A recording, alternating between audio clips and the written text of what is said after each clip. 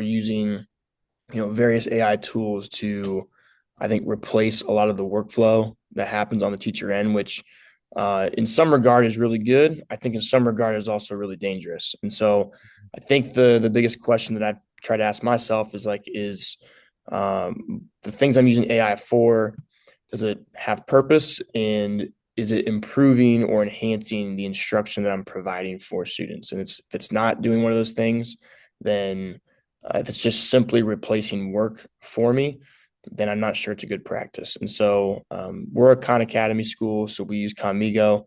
I use Khanmigo Writing Coach, and I look at it less as a tool for me to like replace grading or things like that, but rather it's more of a tool to give me more insight and to do some more real-time coaching so that we can improve feedback cycles and feedback loops for our students so they can receive more one-on-one attention and more coaching during the writing process versus delaying feedback like we would traditionally do, and further enhancing the amount of instruction and the type of instruction that I can give students in class. Oh, I like it. Give me sort of your best example and and a mistake, because let's face it, we're having both experiences with AI right now. Yeah, so like my kids right now are writing their final exam projects, and so what I'll do is I can pull up their writing on my screen in real time, and Khanmigo gives me a lot of insights, like what they've copied and pasted in, how much time they've spent in the documents. I can see all the chats they've had with the AI chatbot, and it can help me see where they're struggling with some things, and then provide some depth or provide some extra instruction there.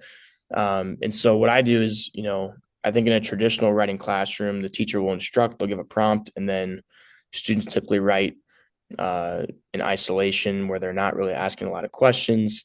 The teacher's not really walking around and actually reading in depth what they're putting on their paper. Mhm. Whereas now I kind of walk around the classroom and like I tell my kids, my goal is to get to everybody today and find something to improve on your paper.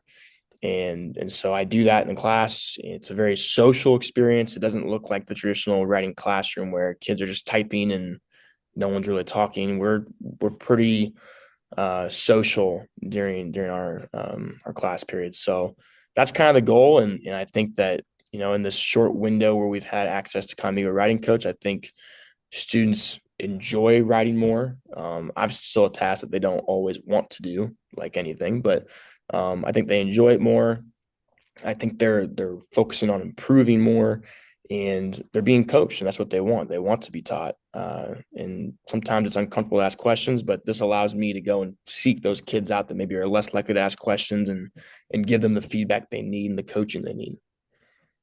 That's great. Um, I respect everyone's AI journey. So some folks, if they don't want to use AI, I'm fine with that. I understand the risks and also the rewards and the challenges of it. But for folks who are on the fence and maybe want to try things out, another English teacher who's watching this video, what would you say, what would be the first two, three steps for them to get comfortable with the technology and use it? Yeah, I think tools like ChatGPT can be very overwhelming at first. I think, once you do learn how to prompt and you're comfortable with the tool, I think ChatGPT or Gemini can be a very powerful tool. But to kind of get your feet wet and get some experience and understand some of the values of ChatGPT or of AI, excuse me, I think any type of ed tech tool that has an AI component to it, whether it be Conmigo or Magic School or School AI